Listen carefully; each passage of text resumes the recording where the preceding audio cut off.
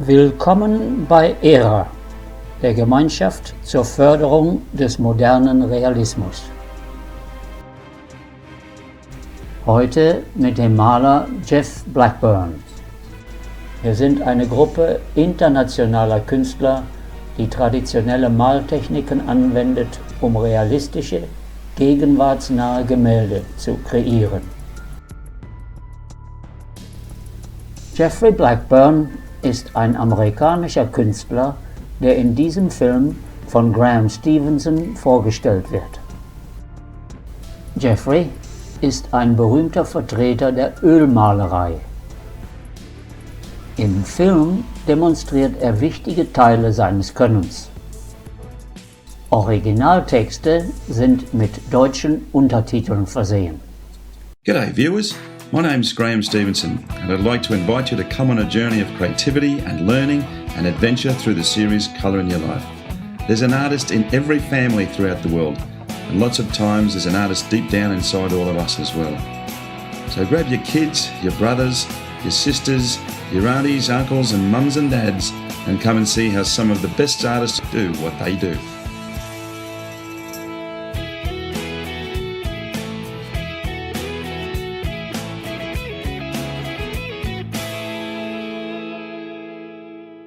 Well, hi folks, welcome back to Colour in Your Life. Well, we are in the United States of America and we are in the state of Utah, and you are going to see some artwork today that's going to blow your mind. When I first saw this gentleman's artwork, I thought, my God, I thought they were photographs. I'd like to introduce you to Geoffrey Blackburn. Geoffrey, thank you for being on the show. It's a fantastic privilege to be here. You didn't have any formal training. You did go to Utah University. I did probably about a year, maybe a year at the University of Utah. They actually let me bypass a bunch of the stuff I should have been doing, but they liked my work, so they let me into some advanced classes. This is actually one of Jeff's paintings in the back here. And what you're going to do with us today is explain how you sort of put these together. I mean, they're unbelievably detailed pieces. I mean, some of the most detailed landscapes I've ever seen in my life. And that even as a small size, you can blow them up to the size of a bed sheet and they still hold their character together. One of the things that distinguishes the way I paint this country from anybody else that I know is that I actually paint the geology accurately. So I've sold a lot of paintings to geologists and mining companies because the geology is accurate. So that's what's one of the distinguishing features of what I'm doing. And it's amazing. They literally are some of the best landscapes I've ever seen in my life. And then you've come to a situation these days where you actually take the photos and then you manipulate a lot of the photos that you've got. Now you've got some models that you originally made at one stage, and then you took these maquettes after you've done the original models and put these tiny little birds in here. But you can see just by the detail on this screen here how extraordinary this man's work actually is. It's just amazing. So what we're going to do now is we're going to go upstairs and we're going to watch you paint. Now I don't know, it takes you like thousands of hours, isn't it, just to do one of these? Well, at least hundreds anyway. Yeah, it's like the detail is quite mind-boggling, but we're going to go upstairs to Geoffrey's studio and we're going to make a start in there and go through all of his techniques and talk about this fascinating man's life as we go along. So let's duck upstairs.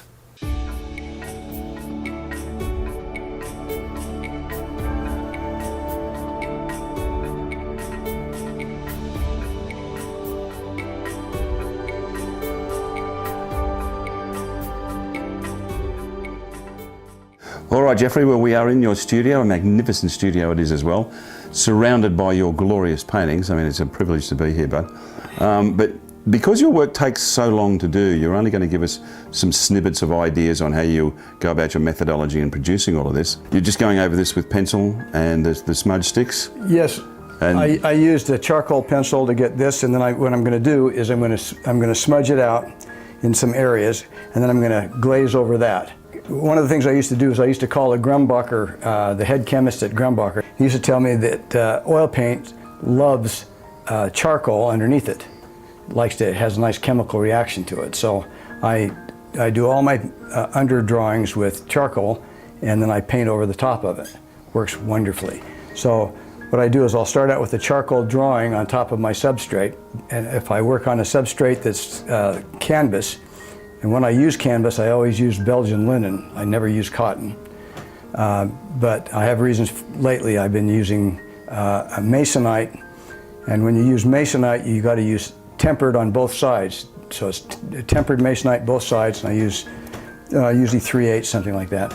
And then I'm going to do, just for a minute, I'll just show you how I smudge it around here. So I'm going to work some of the shadowed areas. I'm just going to go back from the original painting and just take some of these shadowed areas and just mess with it a little bit. So I'm just going to smudge a little of this charcoal that's already on the board. I'm just going to smudge it around here, and it just makes a nice surface. I can paint right over the top of that, and the paint loves it. The patience that you have is beyond extraordinary. It's just, you know, you've only got to look at some of the paintings, Castle Valley Thunder, which is a fairly long piece, but the amount of detail that you get in there is just simply mind-boggling. It's incredible, it really is.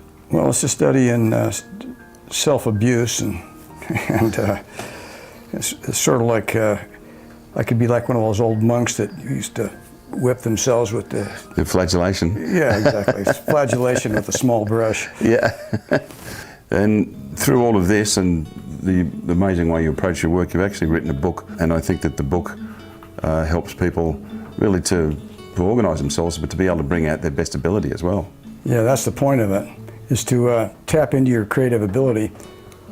The whole idea is what you're doing here is you're trying to get something from here out to here.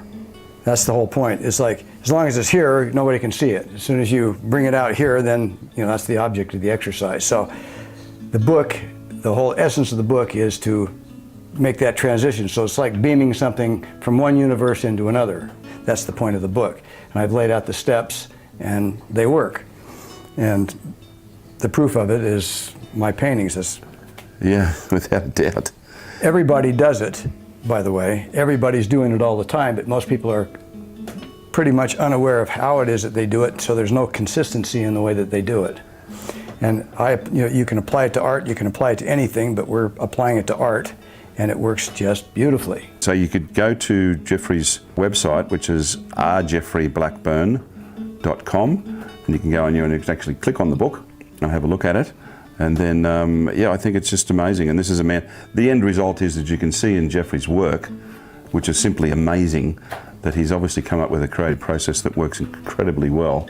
I just sort of stand in awe at what he does. It's just incredible. I mean, he was going to say, you look at pieces like Dead Horse Autumn, The Approaching Storm, and it's like, you would think that that picture would be 8 feet tall and 10 feet wide, but it's not.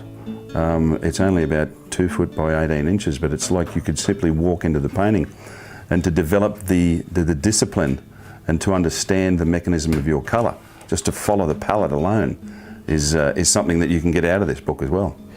Most paintings are designed to be looked at from 2 or 3 feet away.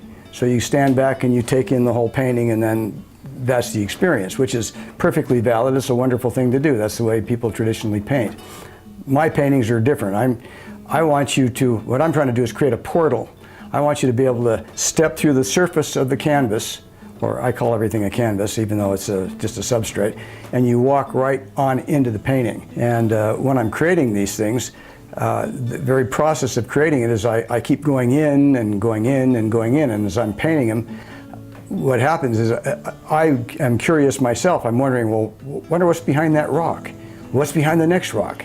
Well, I don't know until I paint it, so I keep I follow my paintbrush right on into the painting, and it's quite a very strange process. It's almost like what Michelangelo was doing with his chisel. I'm doing with my paintbrush. I have to find out what's inside. You know, what's going to happen next. What's the next thing?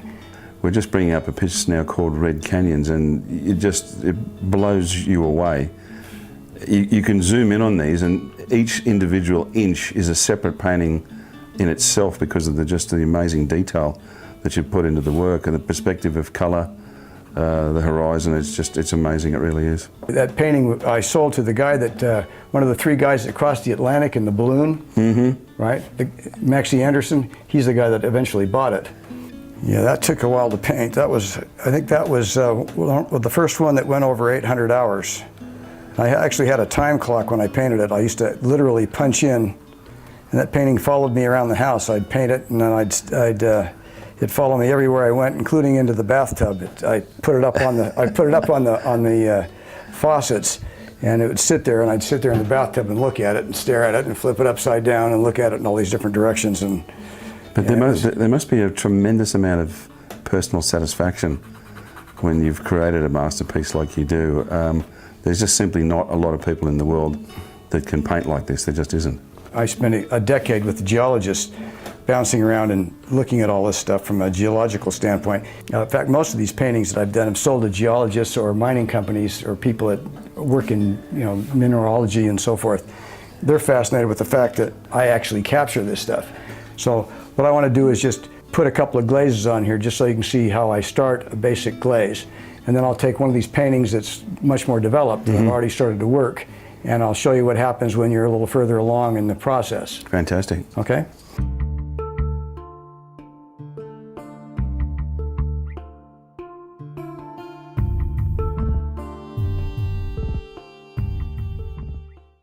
Okay, I'm going to take my palette paper, and what I do is I cut a square out of it.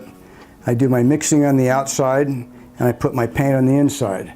I mix on the outside because I throw the outside away every day because the paint dries because of the mediums that I use. It's a really cheapy way of doing something on a really cheap palette. It works perfectly. I advise it. Okay, so that's thing one. Okay, so now when I do the paint, put the paint on, I use an unbelievably miserly amount of paint. Now the formula for a successful painting career, if you're listening to the people that run the galleries, the gallerists, love that word. Anyway, they like lots of paint, big paintings, big thick paint strokes. I do small paintings normally, hardly any paint, and everything just exactly the opposite. So if you want to, ignore everything I say, feel free. However, what I do works just dandy for what I do. So the first color I put on there was a really gorgeous looking, wherever it was, it just disappeared. Yes, this is a King's Blue Light. It's made by Old Holland. Gorgeous color. And the other color I just put on here was a greenish umber made by Utrecht. Also a nice color. And this one is an indigo, Winsor Newton indigo. And sometimes I like to call and torment the head chemist just to see what they have to say if I have a question. So I recommend doing that too. This is the only yellow I ever use, which is Naples yellow. And that can be Rembrandt or, see, I think I'm using a Rembrandt Naples here. And let's see. And some Winsor Newton titanium white. And again, you see there's hardly any paint on my palette. And this little bit of paint will last me, if I actually come into the studio every day, this will last me for probably 2 weeks, just that little tiny bit of paint that I have in there, amazingly enough.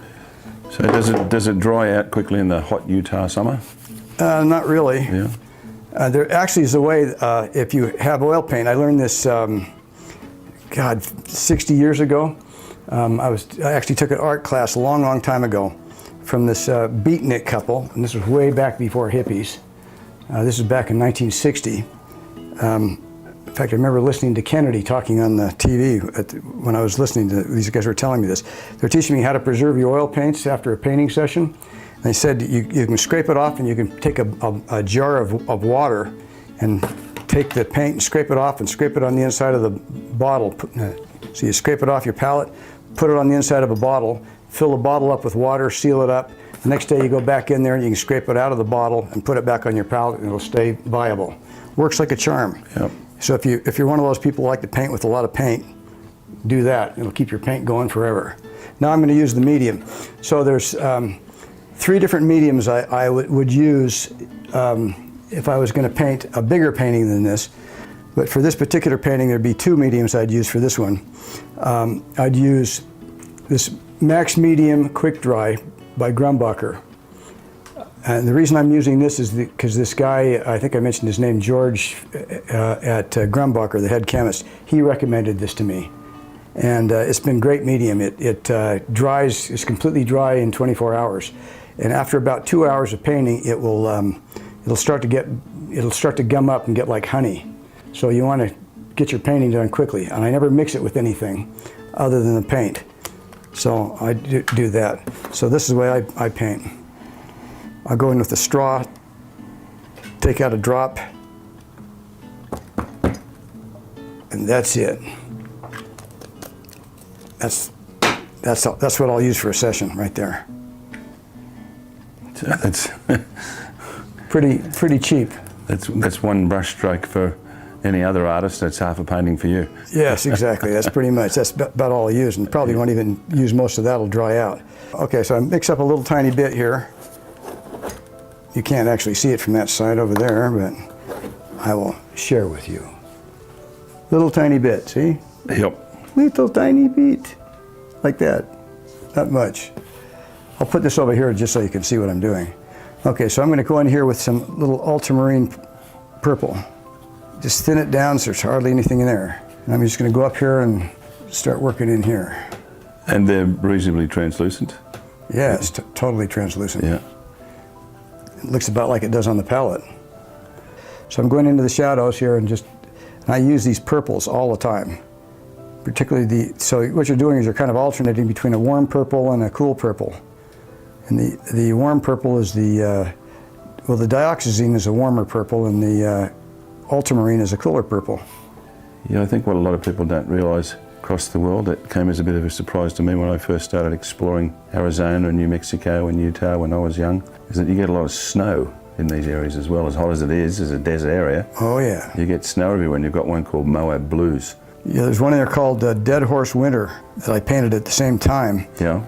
And that's a painting of Dead Horse Point. It was one of those days it was so cold that the hair in your nose would freeze. You know, the breath would freeze. It was just, and the ice crystals everywhere, and the snow was blindingly bright. It would hurt your eyes. It was so bright. Well, there's another one talking about snow. It's Bryce Canyon.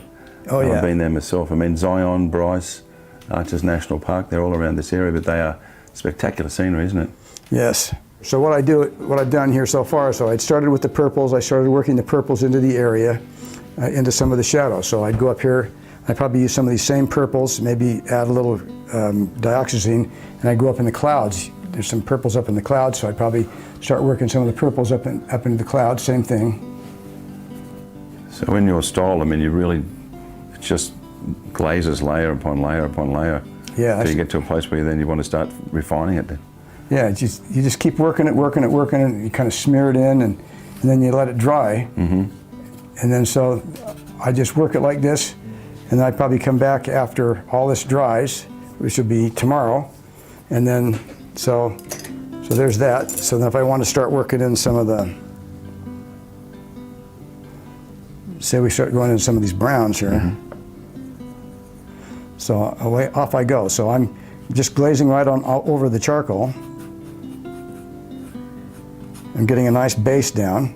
So while this is going to dry, I'm working in around the purple, even over the purple a little bit. Doesn't really matter. Okay, so you've seen this little bit apart, how you work with the charcoal, how you get some of the paint on the board, and what happens. So you can paint directly over the charcoal. You don't have to actually fix it. You can actually paint right over the charcoal. Just blow it off. But I like using a charcoal pencil. It works great. You can get some nice detail in there.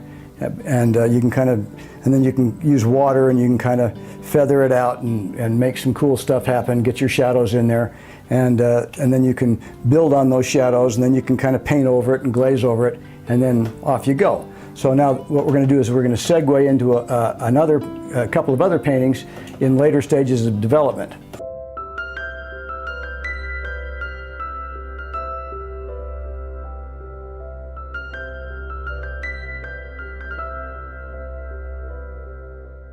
All right, Jeff, well, you've put these other two pieces up, and you've got your black and white referrals there and some very small brushes. What type of brushes are you using there? Okay, I'm using these white nylon sable is what I almost always paint with. Yeah. I'm going to be working in the water here, and I think I'm going to start up here and see if I can knock these shadows down a little bit. They're a little bit bright yet, so I'm going to throw a glaze in the shadows and see if I can bring them down just a wee bit. Make these pop a little. And you've sold your work to some quite famous people over time too. President Reagan, and then actor Robert Redford has some of your work as well. And a well-known brand name, which I think we all probably have known since we were kids, or at least people born around the time and you and I were, was Dr. Armand Hammer.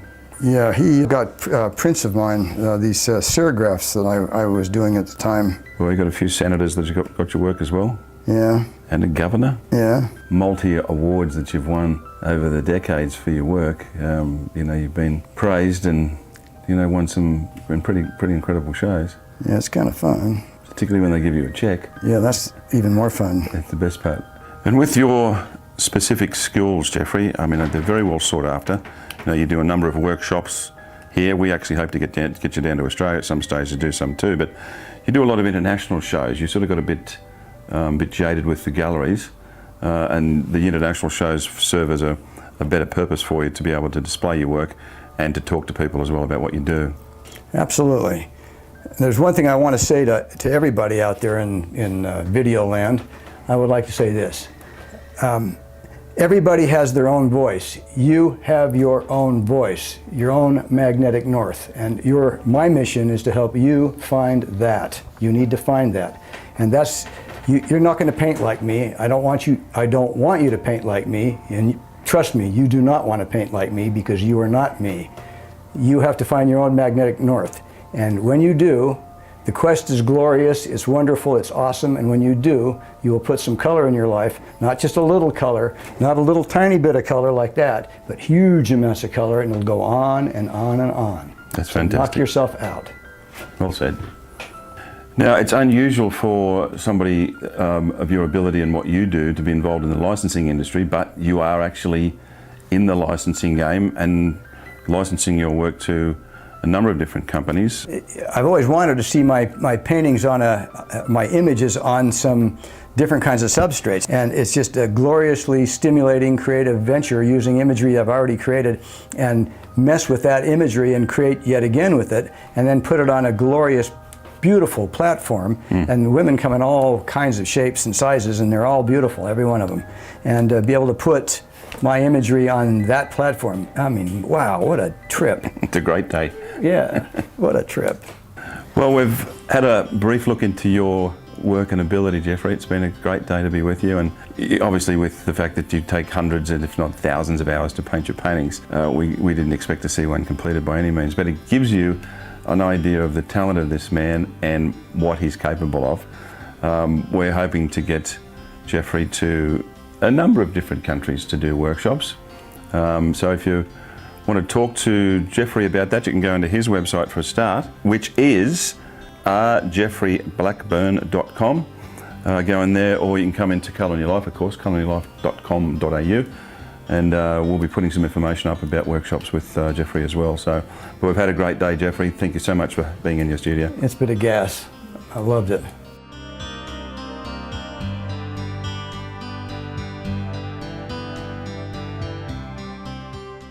Well, without a doubt, one of the most amazing landscape artists I've ever come across in my life. Geoffrey, it's fantastic to be here. Thank you, sir. I enjoyed it. And you're an absolute wealth of knowledge. That's the thing that I found by being here with Geoffrey, is that the knowledge he has about art and about just creativity on its own is quite overwhelming. So once again, your website address is geoffreyblackburn.com. And also go in there and have a look at his book. There's a lot in there that's about creativity. It's not just about marketing by any means, it's about solving the problems of who you are as a creator and getting the best results out of you, out of your hands and your mind at the same time. Or also the workshops as well. So we hope to get Geoffrey to some other countries too. Very talented guy with so much information, it's incredible. And if you want more information, you want to come in and talk to us about what's going on, you can come to colourinyoulife.com.au and go to our social networking platforms on Facebook and on YouTube. We'd like to see you in there as well.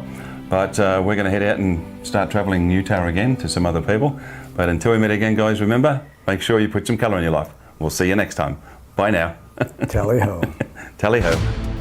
An dieser Stelle möchten wir uns ganz herzlich bei Graham Stevenson bedanken. Er hat uns dieses Filmmaterial freundlicherweise zur Verfügung gestellt. Wir haben mit ihm verabredet, auch zukünftig einige seiner Produktionen hier in diesem Programm zu präsentieren. Wir werden viele international bekannte Künstler zu sehen bekommen. Wir freuen uns auf diese Zusammenarbeit. Dies bringt uns zum Ende unseres heutigen Programms. In den kommenden Monaten werden wir weitere Folgen mit Malerinnen und Malern aus aller Welt präsentieren. Halten Sie deshalb Ausschau nach ERA, der Association Embracing Realist Art, und besuchen Sie unsere englische Internetseite realist-art.com.